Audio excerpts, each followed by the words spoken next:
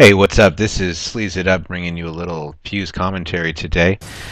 This commentary is specifically for the people in Ali Machiavelli's Uncharted 3 co-op group in order to give them an idea about some of the stuff that's going on here in Fuse. We're going to play a map today called Fuse Reactor, one of my favorite maps for this online co-op. The online co-op is called Echelon Mode. I'm playing a character here named Dalton, and that red-headed character there running around is a buddy of mine, Mr. Mantastic, who joined about halfway through this game. Dalton's a pretty interesting character, very defensive character. You'll see me both hold a big shield in my hand that he uses and also deploy that shield on the ground.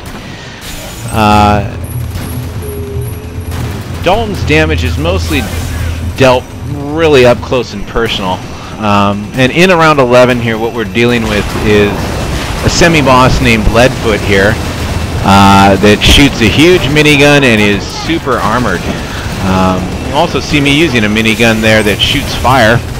And another thing you see us doing a lot is shooting through Dalton's shield, which helps to power up whatever weapon you're using so that it deals more damage, and you also get the protection when you're behind that shield.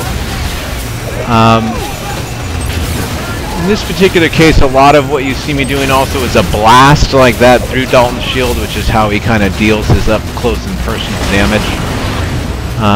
The quicker that we take down this enemy, the more points that we get.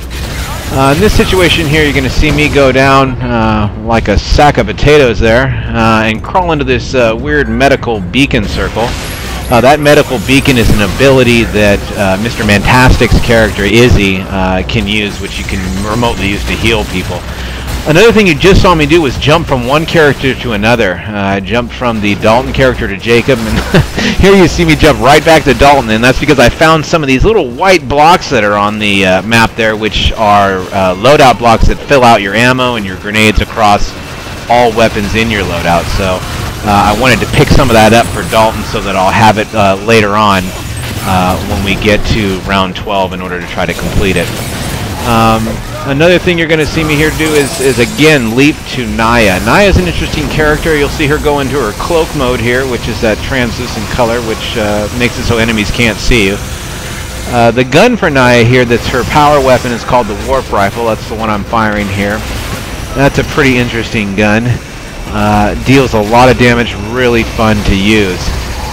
This guy's going to take it extra dirty with a melee there from a cloaked Naya. And then her warp rifle can also do that, which is to trigger a wormhole explosion when you light up an enemy. And that actual wormhole can be chained to several enemies in order to create some of the most ridiculous explosions in this game. One of the things you see me doing here in the leap to Naya is using all of her power weapon in order to help try to take this guy down. I also leap to Jacob to do the same thing, to use a bunch of his power weapon. The reason for that is to kind of conserve Dalton for round 12 to ensure that we can get this completion.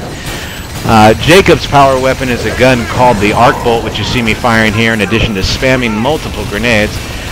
The Arc Bolt shoots arrows that are on fire, and then once they make contact with any surface, you can light those arrows up to create more damage.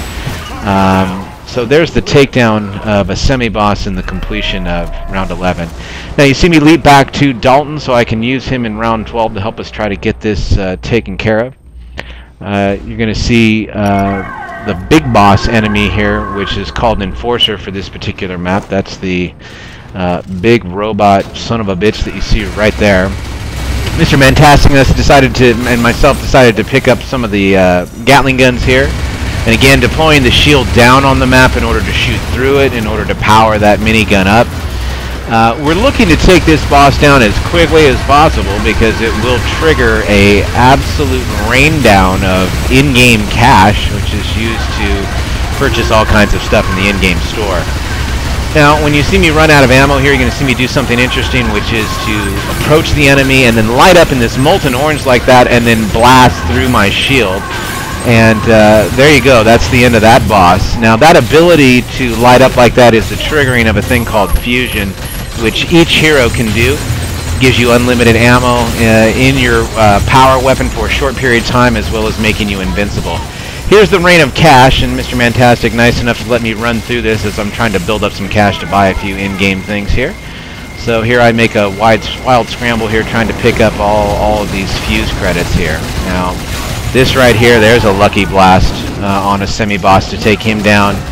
Revive very similar to Uncharted there with triangle, and again picking up some of those ammo blocks to fill out all load-up weapons across the entire loadout. There's one of those moments where you say to yourself, what the fuck was that? But instantly revived by Mr. Mantastic's fusion ability. And there's that semi-boss taking it extra dirty. That fusion ability will also, in addition to giving you unlimited ammo in your power weapon and invincibility, will also revive anybody on the map. So here, a couple of wild swinging melees looking for the last enemy here, trying to do that, which ended up ending the round. So there you go. That's a 5-star completion. Duo with another player on the Fuse Reactor map. Big thanks to Mr. Mantastic for joining and helping out in this game. Hope you enjoyed the gameplay and the commentary there, and there's your 5-star completion on Fuse Reactor. Alright, we'll catch you soon.